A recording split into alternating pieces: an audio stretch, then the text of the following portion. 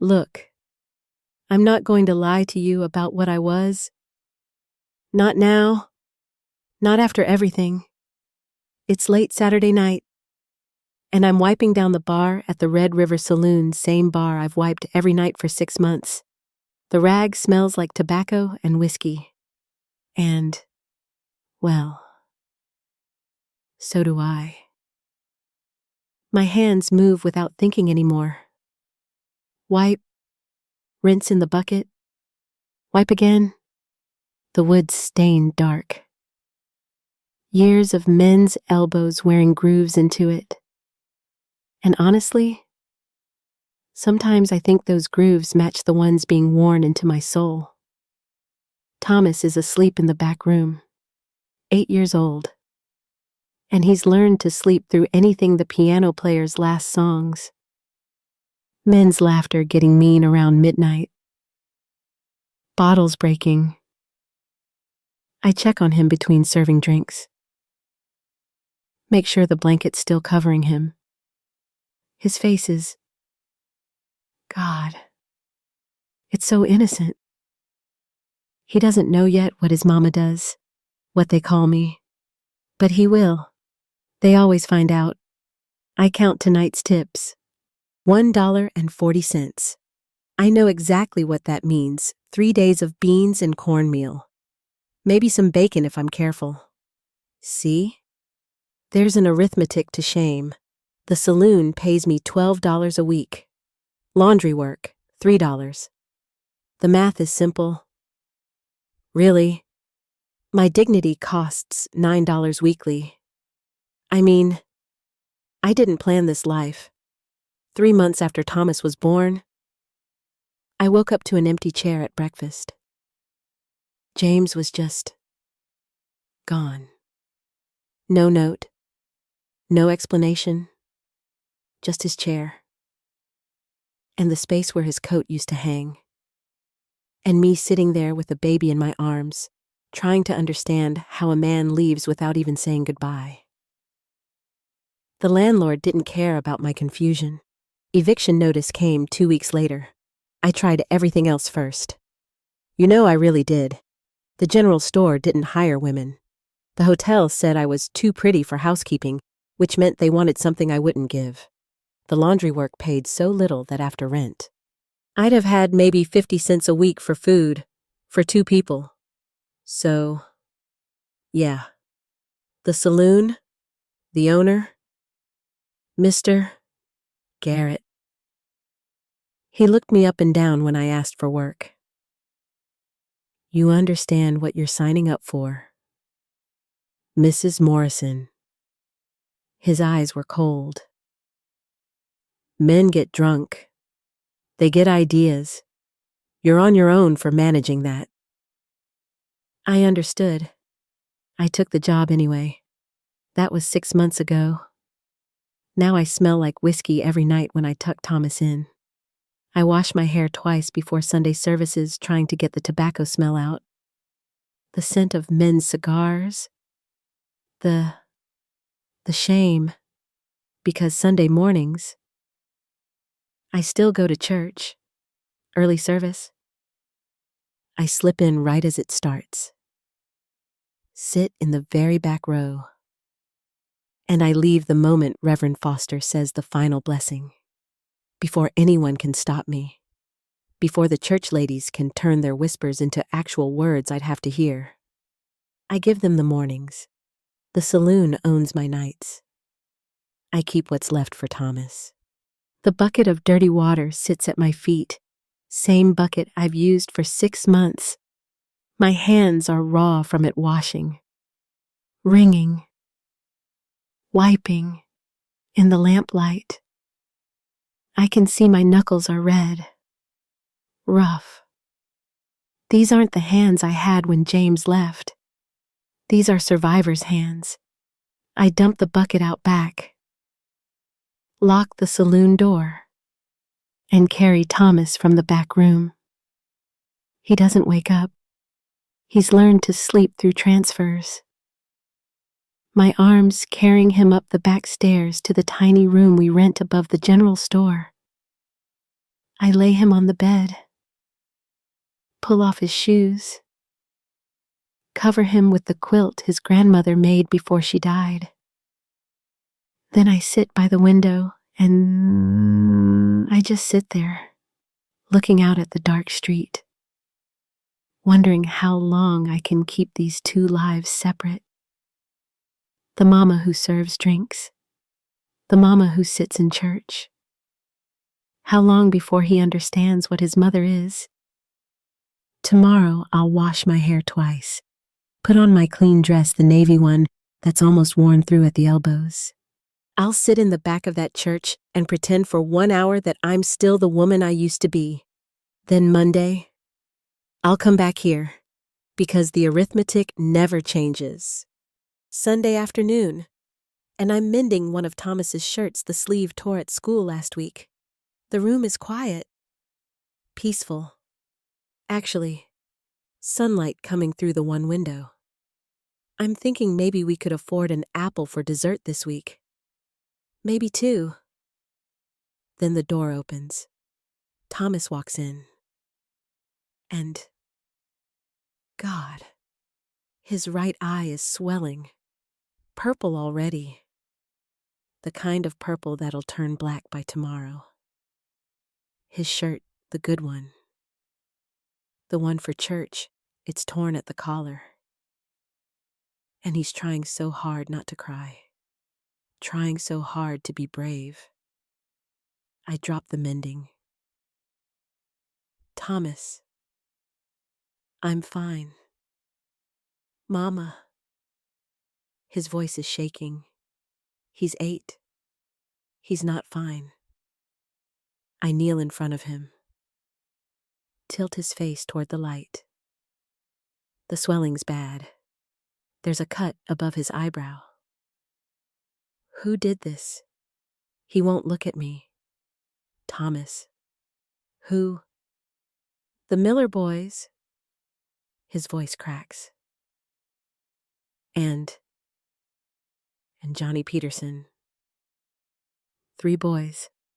My son fought 3 boys. Why? But I already know. God help me. I already know. He starts crying, then can't hold it back anymore. They said Mama works at the saloon. They said they called you a bad word. Mama. So I hit Tommy Miller. And then they all. His face. My fault. All of this. My fault. I can survive being called names. I do it every night, men at the bar making comments. Laughing. Saying things they'd never say to a respectable woman. I've learned to let it slide off. Let it disappear. I'm good at making myself small. Invisible. Just the woman who brings whiskey and doesn't complain. But this, my shame is on his face now, purple and swelling, 8 years old, and he's bleeding for me. I thought I was protecting him. I whisper, to who God myself, I was teaching him to bleed for me. I get a clean cloth, soak it in our water basin cold water. We can't afford to heat it. Press it to his eye. He winces, but doesn't pull away. So brave. So much braver than I am. Mama. I'm sorry I fought. No. My voice comes out fierce. No. Baby, you did nothing wrong. But I did. I'm doing it. Every night. I tell him to hold the cloth on his eye. That I need air. He nods. Doesn't ask where I'm going. He's learned not to ask questions.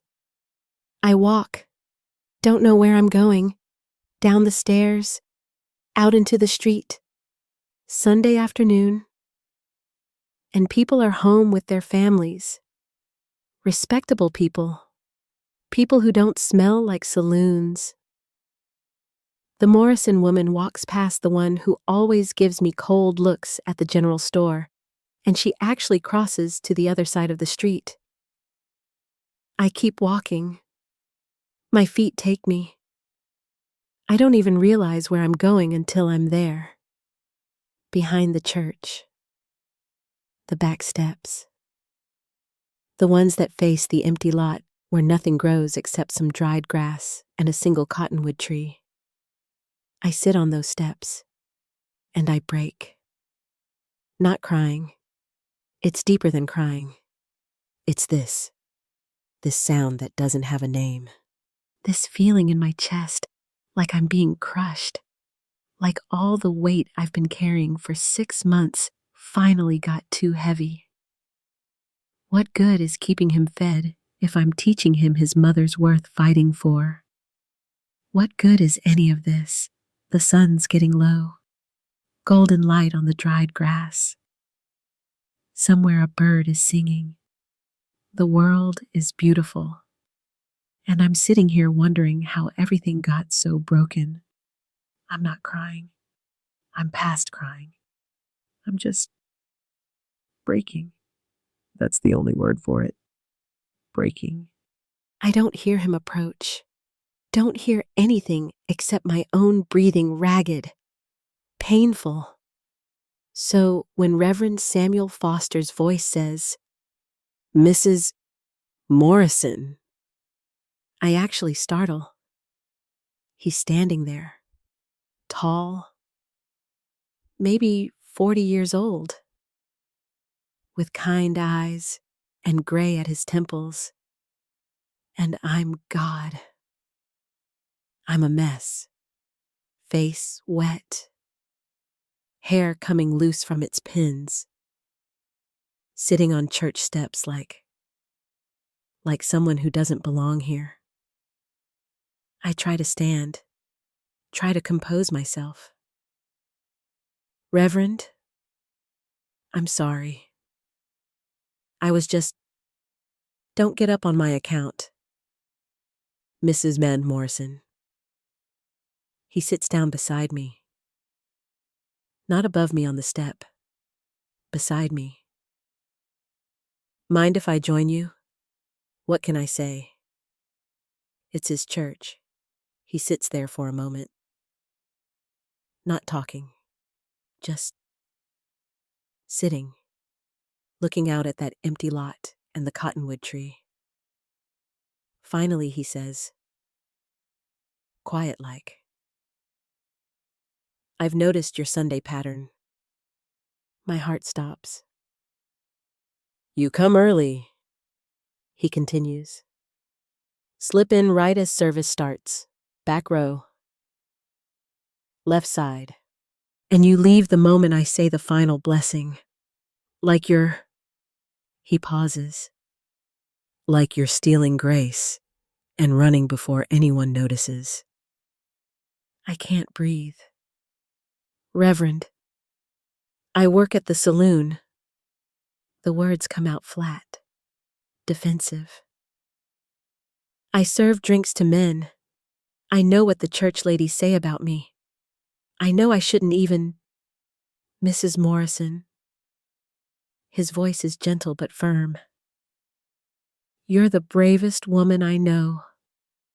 I actually laugh. Can't help it. It comes out bitter.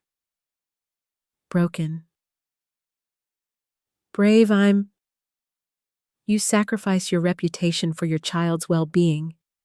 That's the purest love I've ever witnessed." I stare at him. Is he serious? "The church ladies..." I start. "Don't speak for God or me." He interrupts.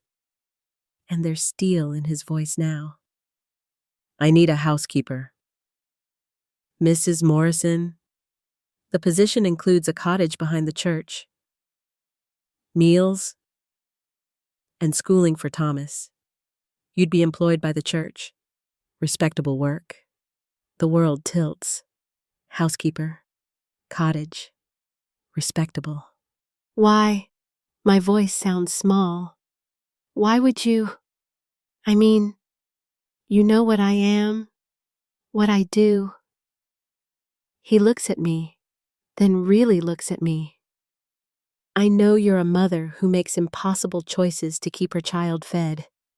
I know you attend church even though it cost you something to walk through those doors. I know you're trying. He pauses. Do you know what I see when I look at you? I see someone who hasn't given up. That's rare. Mrs. Morrison, that's worth something. I'm trying to understand his angle. I've learned you have to learn when you work at a saloon. I've learned to recognize when men want something, the way they look at you, the way they offer things, and I'm searching his face for that look, that expectation. It's not there. Or, well, there's something there, something deeper, but not that. Not the thing I'm used to seeing. What do you want in return? I ask bluntly. He smiles sad, understanding. Good work, honest labor, that's all. That's all, I repeat, not believing it. Mrs. Morrison, I'm not asking for anything except your willingness to clean the church and manage my household. The rest. He stands, brushes dust from his trousers. The rest is up to you. I should ask about wages, should ask about duties, should ask 100 practical questions. Instead, I hear myself say, I'll start Monday. He nods. Monday. Then, bring Thomas. I'll show you the cottage. He walks away, back toward the church, and I'm sitting there on the steps, watching him go, trying to understand what just happened. Someone called me brave. No one's ever called me that before. Walking home, I realize I forgot to ask about wages. That should worry me. I always ask about money. Always need to know the arithmetic. But for the first time in months, I'm not counting costs. I'm counting possibilities. Thomas is asleep when I get back, the cloth still on his eye. I sit beside him, touch his hair. I got us a new job. Baby, I whisper. A good one. He doesn't wake, but I swear his face looks peaceful. Maybe mine does too. 3 weeks into this new life, and I'm still waiting for the cost to come due. Every morning I wake up in the cottage, our cottage, mine and Thomas's, with real windows and a door that locks from the inside, and I think today's the day. Today, Reverend Foster will show me what he really wants, what this actually costs. But it doesn't come. I clean the church every morning, sweep the pews, dust the altar, wash the windows until they shine. It's the same bucket I used at the saloon. I brought it with me. Couldn't afford a new one, but, it's different now. Same bucket, same hands. But scrubbing church floors doesn't feel like scrubbing saloon floors. The bucket didn't judge me, but I judge myself less. That probably doesn't make sense. But it's true. The church smells like beeswax and old hymnals. The saloon smelled like tobacco and spilled whiskey and desperation.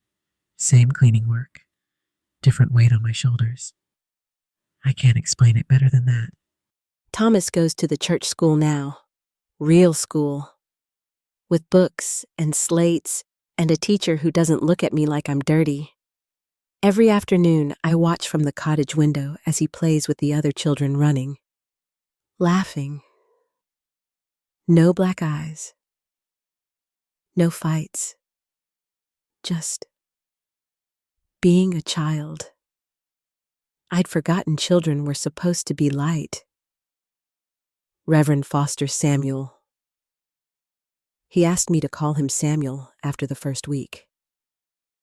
But I can't quite do it yet. He's consistent. That's the word. Consistent. He thanks me for cleaning. Pays me on Fridays. Doesn't come to the cottage unless I've asked him to fix something. Doesn't hover. Doesn't watch me like I'm going to steal the silver or do something shameful. He just treats me like I'm a person doing a job. I'm not used to that. On Thursday afternoons, I manage his household mending, cooking meals for the week, organizing his study. He's a terrible organizer. Honestly, books everywhere, papers scattered. I don't read much, never had the schooling for it, but I can tell he's got sermons half written on scraps, notes about parishioners, reminders to visit the sick. He works hard. I respect that. One afternoon, he comes in while I'm sorting his books. Mrs. Morrison, you don't have to organize those. That's beyond housekeeping. I raise an eyebrow. Reverend, if you can't find your own notes, you can't do your work. This is part of keeping your house. He blinks, then smiles. Fair point. It's a small thing, but it's the first time I've corrected him. Claimed some, I don't know, some expertise, some voice. He didn't get angry, didn't tell me to remember my place. He just said, fair point. That night, he stays for coffee after I've finished the week's cooking. We sit at his kitchen table, proper distance. Everything respectable, and he tells me about his wife. First wife, I should say. She left me 2 years ago. He says, staring into his coffee cup. Found someone else. Someone who made her feel, I don't know, whatever I didn't make her feel. Whole congregation knew. Watched me stand at that pulpit every Sunday, knowing my wife was in the next town over with another man. I'm sorry, I say, and I mean it. I understand what it means to be judged for someone else's choices. Mrs. Morrison. He looks up at me then. Your husband left you. My wife left me. Neither of us chose abandonment, but we both carry the shame of it anyway. Something in my chest loosens. People think it's different, I say quietly. Man's wife leaves. He's unlucky. Woman's husband leaves.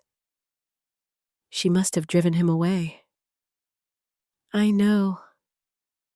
He nods. It's not fair. None of it is. We sit in silence for a while. Comfortable silence. Which is new. That night, lying in my bed in the cottage, I realize something. I've stopped planning escape routes.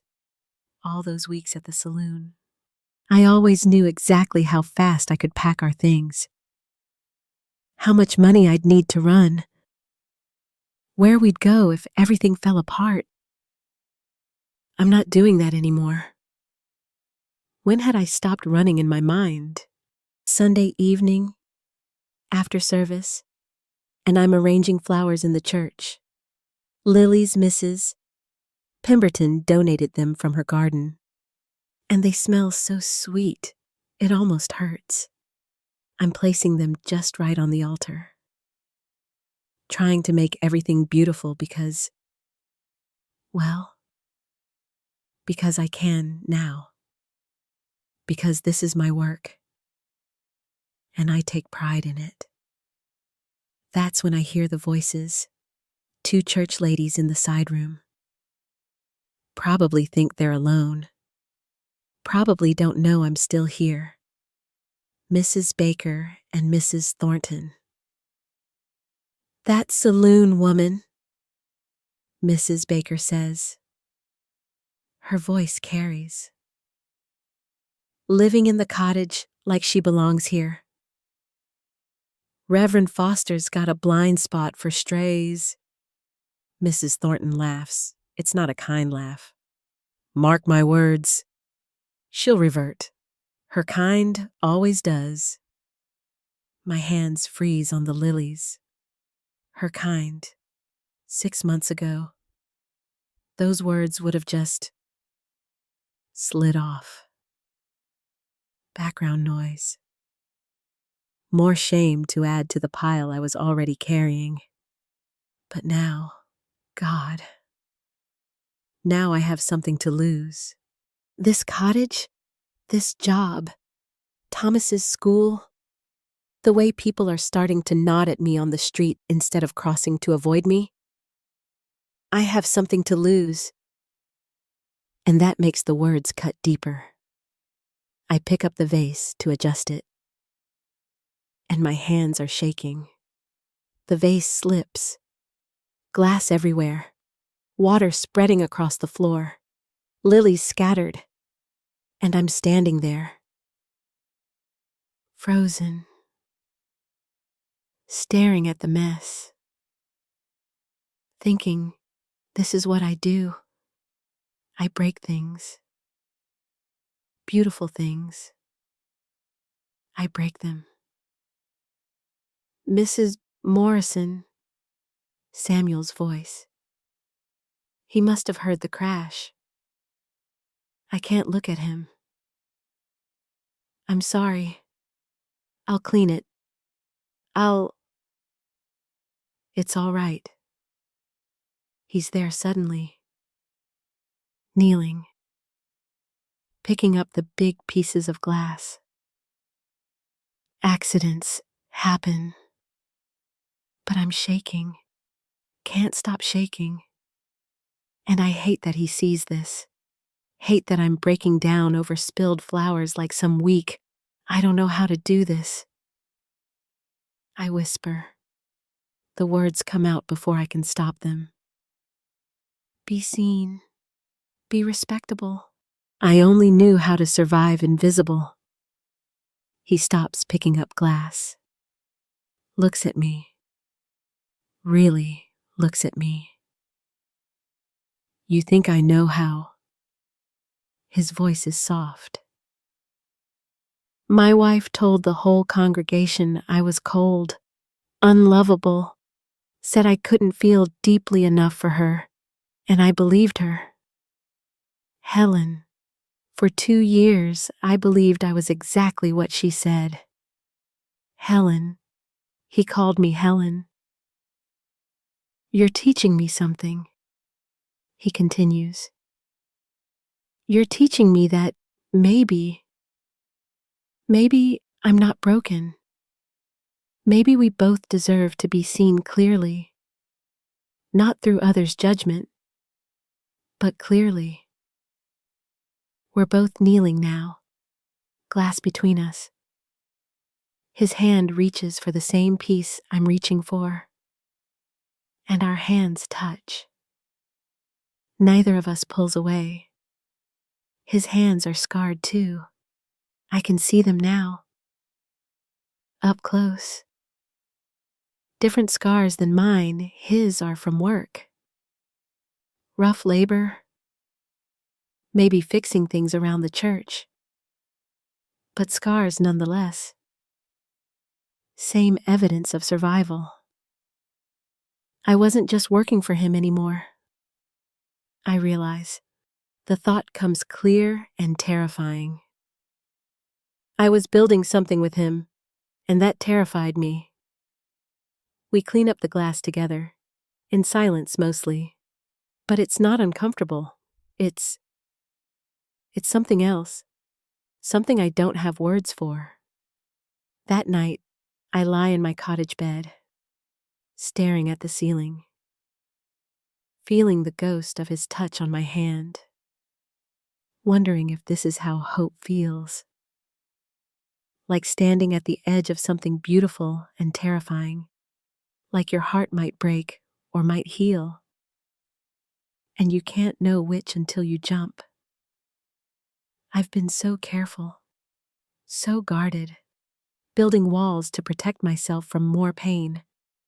But what if the walls are keeping out healing too? What happens if I let myself want this?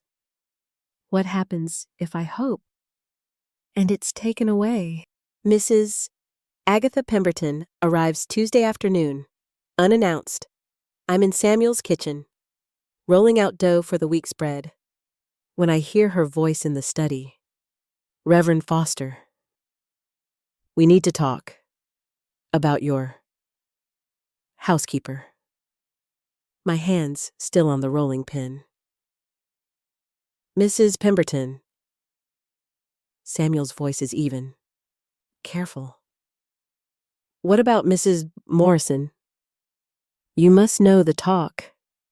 Reverend, a woman with her history, living on church property, it sets a poor example. I should leave, give them privacy, but I'm frozen there. Flour on my hands, listening. Mrs. Morrison is an exemplary employee and a devoted mother. Samuel's voice has steel in it now. I'm not sure what history you're referring to. The saloon. Reverend, she worked at the Red River Saloon, serving drinks to men. You know what that implies. It implies she did what was necessary to feed her child after her husband abandoned her. Silence. Then Mrs. Pemberton's voice. Harder. I'm speaking for the church board. Reverend, and for my family's continued financial support. Either dismiss that woman, or, well, we'll have to reconsider our donation. Moral standards. Reverend, we must maintain moral standards. More silence. My heart is pounding so hard I can hear it in my ears. The old arithmetic is back louder now. More insistent. My presence costs Samuel his church. The math is simple. He needs Mrs. Pemberton's money more than he needs a housekeeper with a shameful past. I should leave. Tonight. Before he has to make this choice. Save him the trouble. Mrs. Pemberton. Samuel's voice is quiet. Dangerously quiet. With all due respect, Mrs. Morrison's moral character exceeds that of most people sitting in these pews Sunday mornings, including, I suspect, my own. Her courage and sacrifice in the face of impossible circumstances puts my own faith to shame. I press my hand over my mouth. The church will manage without your donation. The sound of Mrs. Pemberton standing, sharp, angry. You're making a mistake. Reverend. Perhaps. But it's my mistake to make. The front door opens. Closes. Silence. I stand there in the kitchen. Flour-covered hands shaking. Trying to understand what just happened. No one has ever chosen me over money. Over stability. Over reputation. No one. I finish the bread mechanically, shape the loaves, set them to rise, clean the kitchen, walk back to the cottage. Thomas is at school, still won't be home for another hour. I sit at the small table and stare at nothing. Why would he do that? Why would he sacrifice everything for me? Doesn't he understand I'm not worth the cost? I've never been worth the cost. The arithmetic doesn't work. It never has. That night I can't sleep. Just lie there, staring at the cottage ceiling. Running numbers in my head. Mrs. Pemberton's family donates. I don't know exactly, but enough to matter. Enough that losing it could hurt the church, could hurt Samuel's position. My presence cost him his church. The math says I should leave. But something else? Something I don't have words for yet. Something that feels like his hand touching mine over broken glass says, stay. 3 a.m, and I'm packing, moving in darkness, trying not to wake Thomas. Folding his clothes, the new shirts from the church charity box. The pants that actually fit him now that we can afford to eat properly. My spare dress. The Bible Samuel gave me for the cottage. The coffee tin he insisted I keep stocked. Old habits. Old instincts. When things get dangerous. You run. I'm protecting him. I tell myself, if I leave quietly, Mrs. Pemberton will restore the funding. Samuel keeps his church. Thomas can. I can't finish that thought. There's no good ending to that sentence. Thomas, in another school, in another town, working where the saloon. My hands still. I'm sitting on the bed now. Thomas's shirt in my hands. And I can't breathe right. It's all crashing in the weight of the choice. The impossibility of it. I remember Thomas coming home with that black eye. Remember thinking, I can't protect him. And I'm thinking the same thing now. Same fear, different circumstance. I'm running. Not because I have to, because I'm afraid of what staying would mean. That I deserve this. That I'm worth fighting for. The thought stops me cold. Worth fighting for. Samuel already fought for me. Today, against Mrs. Pemberton, against the church board's money. He already chose me, and I'm running anyway. I look at Thomas, asleep in his bed, peaceful, safe. No nightmares about boys calling his mother names. No black eyes from defending my honor. What am I teaching him right now? That when someone fights for you, you run, that you're not worth the fight. Slowly, so slowly, I start unpacking. Thomas's shirts go back in the drawer. My dress back on the hook. The Bible back on the small shelf. The coffee tin back in the kitchen. Each object returned is a choice. Each object says I'm staying. Dawn comes gradual through the cottage window. Gray light. Then pink. Then gold. And I'm still here, sitting at the table. Hands folded, deciding if Samuel's willing to fight for me. Maybe it's time I fought for myself. When Thomas wakes, I'm at the stove making breakfast. Oatmeal with a little honey. We can afford honey now. He shuffles out, hair sticking up. Mama, you okay? He's learned to read my fear. 8 years old. And he can see when I'm struggling. I'm learning to be, I tell him, and I mean it. Learning to be what? Brave enough to stay. He doesn't understand. Climbs into my lap anyway. He's getting big for this. Almost too big, and we sit there while the oatmeal cooks. His weight against me. Real. Solid. This is what I'm fighting for. Not just survival. Not just keeping him fed. This moment. This peace. Sunday morning, and I'm standing at the cottage door, dressed for church. Thomas beside me. And I'm deciding, back row or something different. Come on. Mama, we'll be late. I take his hand. We walk to the church. But when we get inside, when I see that back row, that safe, invisible spot I've claimed for so long, I don't move toward it. I walk down the center aisle, find a spot in the middle.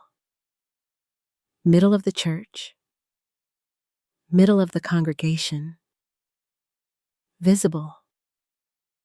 Thomas looks at me, surprised, whispers, Mama.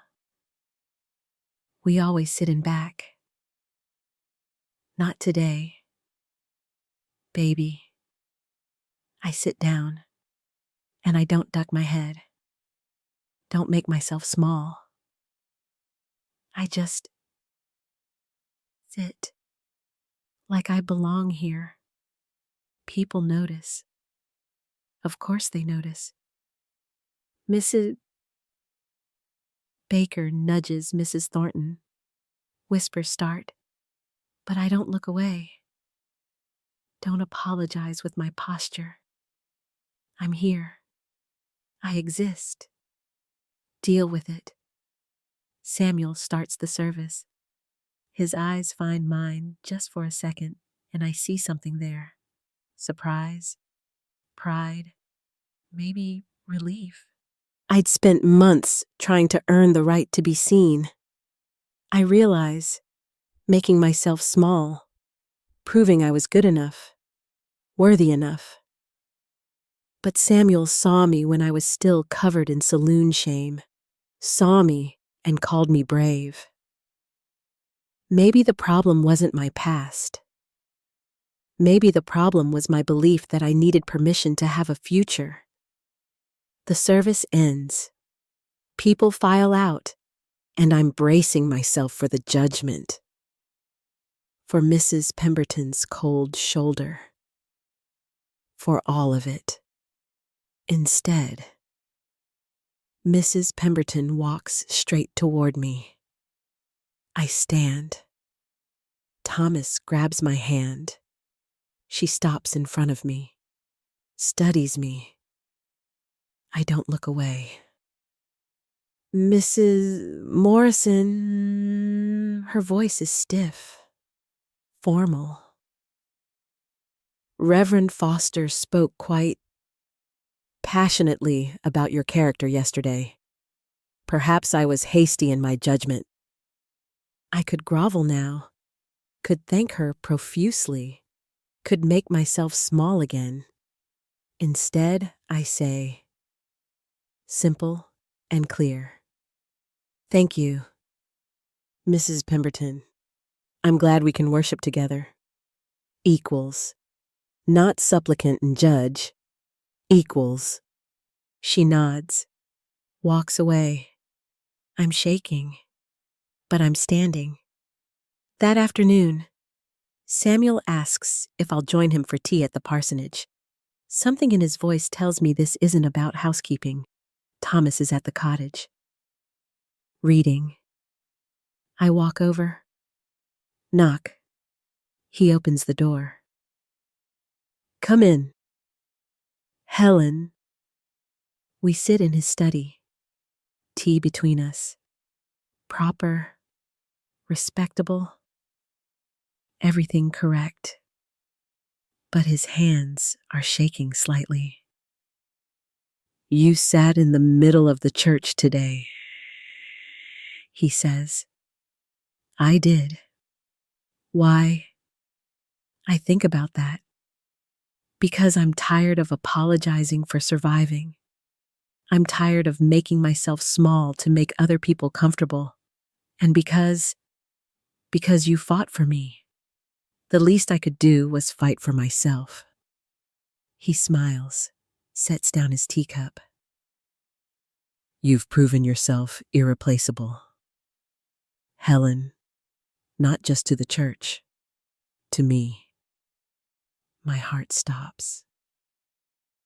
I know what it means to be judged unfairly. He continues.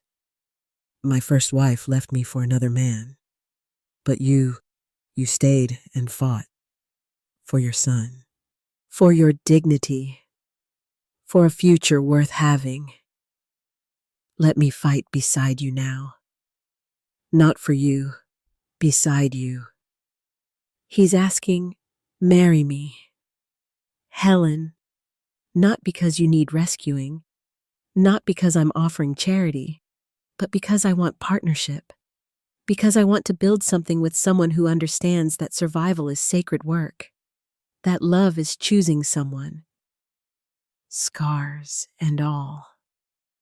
I should think about this, should be practical, should consider all the angles. Instead, I say yes. Then, because I need him to understand, I'm saying yes because I want this. Not because I need rescuing. I want partnership. I want to be seen, really seen. I want Thomas to grow up knowing his mother chose love, not just survival. He reaches across the table, takes my hand, the same hand that served drinks at the saloon, the same hand that scrubbed floors, the same hand that's counted coins and packed belongings and held Thomas through nightmares. He kisses my knuckles. Not my lips, he'll save that for after we're married. Proper and respectable. But that kiss on my rough, work-worn knuckles feels like an oath. We're choosing each other, scars and all. The preacher called me brave when I worked the saloon. I whisper. I didn't believe him then. And now I understand. Bravery isn't about having no fear. It's about being afraid and staying anyway. It's about letting yourself be loved, not despite your past, but because of everything it taught you. He holds my hand.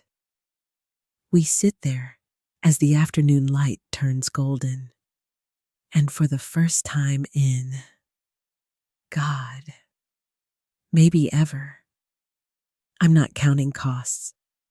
I'm just being present, being seen, being chosen. 6 months later, and I'm in my garden. Our garden, I should say. Mine and Samuel's. The cottage came with a small plot behind it, and I've planted vegetables, beans, squash, some herbs. My hands are in the dirt, and there's a wedding ring on my finger now. Simple gold band. Nothing fancy, but it's real. Thomas is playing near the cottonwood tree, the one behind the church where Samuel found me that Sunday. Broken and desperate. He's throwing a ball against the trunk. Catching it. Laughing. Just being a child. No black eyes, no fights.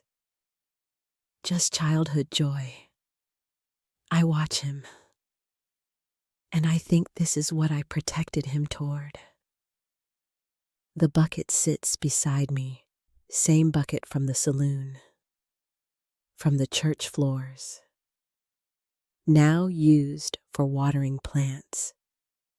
Same bucket, different purpose, same hands, different weight on my shoulders. The bucket didn't change. I did.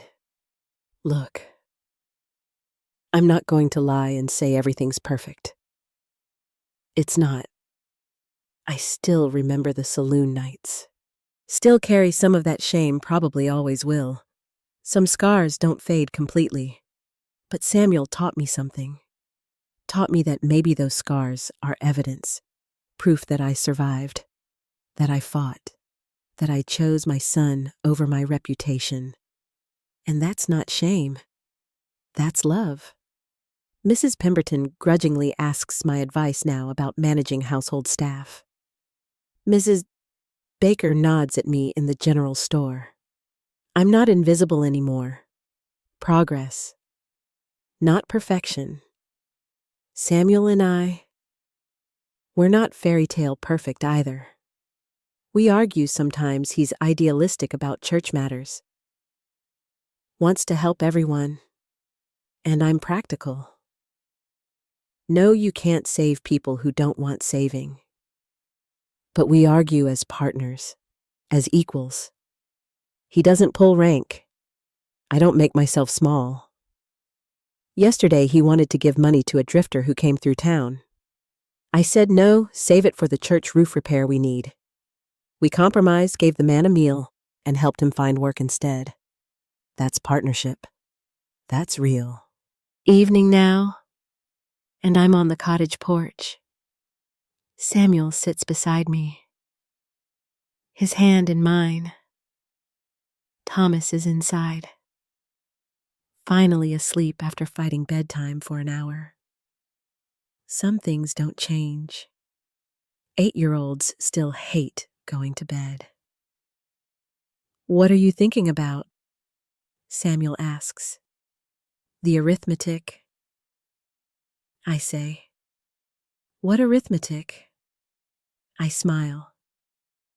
I used to think strength meant enduring alone, carrying everything by myself, not asking for help, not being seen as weak.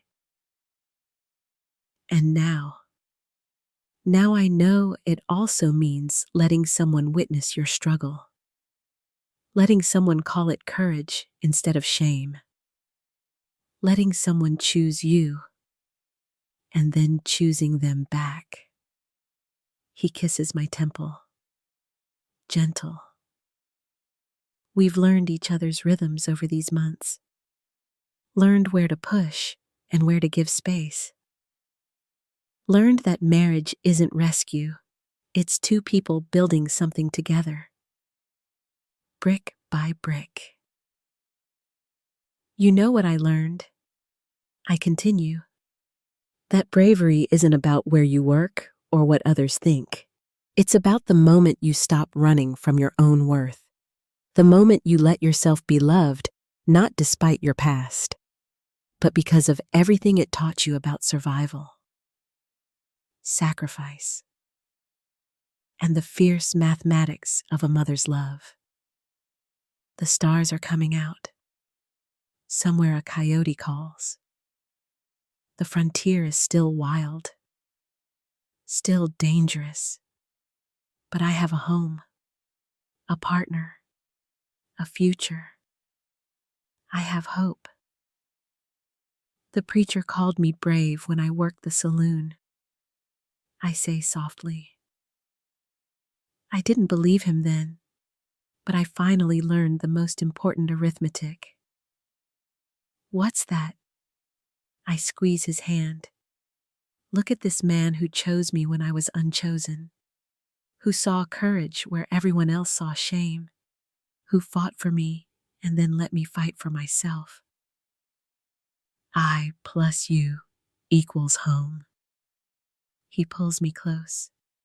We sit there on the porch, watching the stars come out over the frontier, and I'm not counting coins anymore, not calculating escape routes, not planning for the next disaster.